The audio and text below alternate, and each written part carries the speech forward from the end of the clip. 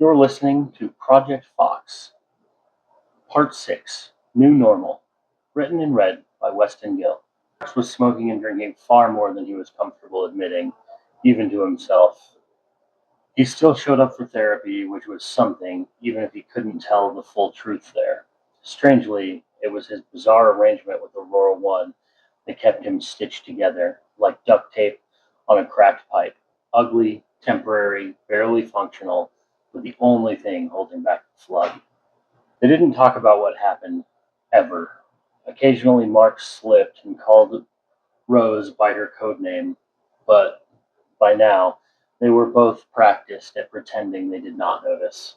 Old habits die hard, he told himself, taking another burning swallow of whiskey. Kyle, I'm worried about your drinking, Rose said from the couch without looking away from the TV, flipping channels with the steady, thoughtless clicks. Mark shook his head, unsure exactly what annoyed him. The fact that she called him Kyle, the fact she was right, or the fact that she still had the luxury of wanting kale smoothies and meditation instead of whatever chemical cocktail he poured into his own veins. She got to be healthy. He just got to stay functional, if only barely. Yeah, well, you should get more worried about you telling the therapist I've got problems, he muttered. Next agent in charge might not be so loose about the rules. Rose didn't respond, just flipped another channel. Her prison, this dusty little town, was still paradise compared to the concrete box in the southern swamps. She had sun here, grass. She wandered the yard freely, did yoga at dawn, meditated in the evenings. She agreed with Mark's assessment silently. For all his burnout, he was still an upgrade from the fluorescent lights and cold steel. I'll work on it, Mark said eventually, finishing the last of his glass. Truth was, he was more stir-crazy than she was. He expected another nightmare assignment by now. More blood, more trauma, more insomnia, but headquarters had gone silent. Debate over morals and strategy, he assumed, or maybe panic over letting untrained magical assets run rampant. That was above his pay grade. 22 days, 3 weeks of babysitting.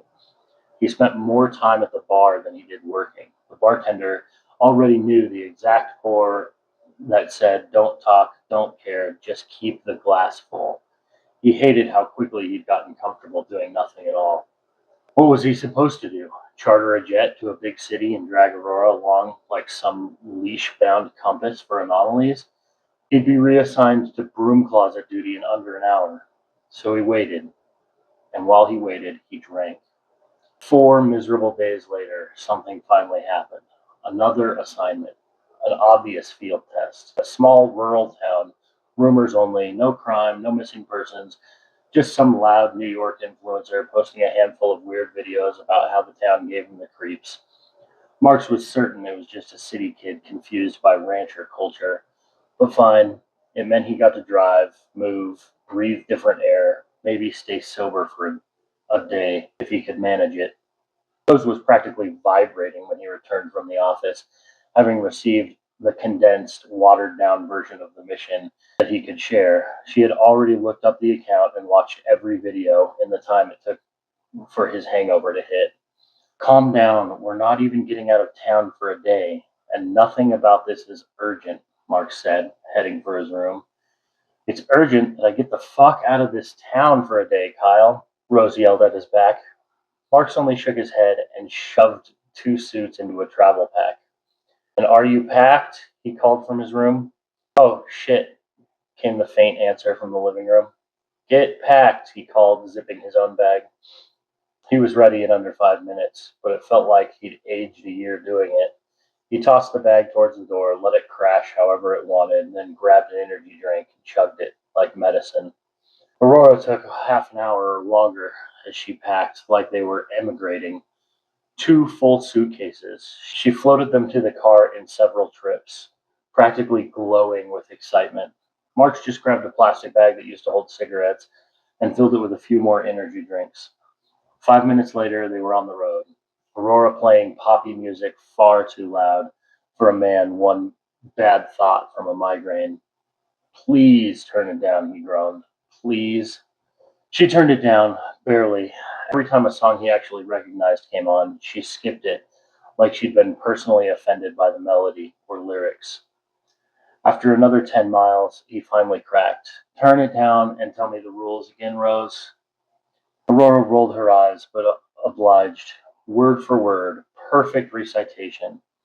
Then she went back to humming as she looked out the window, satisfied with herself. Hours later, Marks pulled into a gas station that looked like it'd been dropped in the middle of nowhere by accident. Dirt, weeds, and the occasional suicidal tumbleweed stretched into the horizon in every direction. He handed Rose $20 for snacks. She bounced away like she'd just won a prize. Marks stood at the pump, holding the handle manually. He wondered, not for the first time, how the hell he got to work out here. No houses, no roads, no nothing.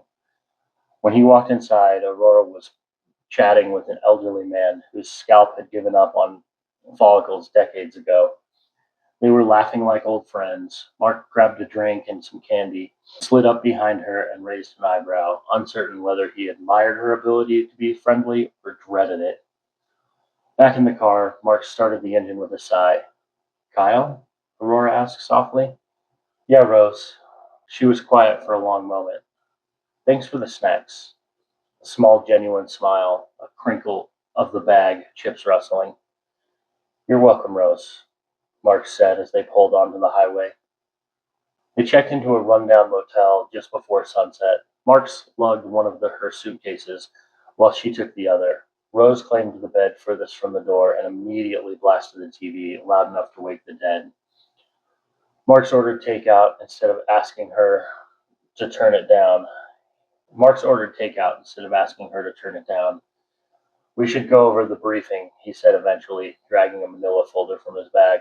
Okay, she said, sitting up on the edge of the bed. What did you see in the videos? Marks asked. It's the usual weird stuff online vibe, she said. But the influencer's a big deal New York food reviewer, not paranormal. He caught a few people walking in sync and some dark, blurry scene outside his hotel window. Might have been people standing in a circle in a field, but he didn't go out there, and the camera is shaky as hell, and it's pitch black. Honestly, cryptic, bizarre, but nothing damning. Mark flipped open the report. It says those people walking in sync matched each other down to the millisecond. Rose blinked. I don't know how I could have noticed that. Somebody did. Analysts probably tracked it. Marks kept reading. 16 people used identical phrasing and identical pauses across 74 minutes of video. Rose looked genuinely unnerved now. I definitely didn't notice that, she admitted. And the circle outside his hotel? 7 people walked in a spiral for that whole video. That's a hell of a prank for a small ranching town. As he continued reading, his shoulders tensed almost imperceptibly. What else, Kyle? Rose asked. The analysis team found evidence of an animal sacrifice in one of the videos, and they're comparing the behavior to other hive mind incidents. Animal sacrifice? Marks, I watched everything. I didn't see anything like that. Apparently, it's in a barn. It's just a short clip. He turns the camera and curses. Looks like nothing to you, but frame by frame caught more. What? No way. It's just dusty floors and a shutter flapping. Apparently not. Mark set the report aside and leaned back in the bed. But don't jump to conclusions. Could just be lighting tricks, shading, inference, whatever. He closed his eyes. I need a drink. No, you don't, Rose said, firm as stone. You're going into this with a clear head. Marks exhaled and rolled his eyes. Fine. I was just thinking out loud. Rose fidgeted with the remote. Get some sleep. We'll go over everything deeper in the morning, but first, how scared should I be here, Kyle? Marks rolled to face the wall. We're going to be fine, Rose. Better than fine. Just get some sleep. He didn't say the part that he thought next. I really hope I'm right.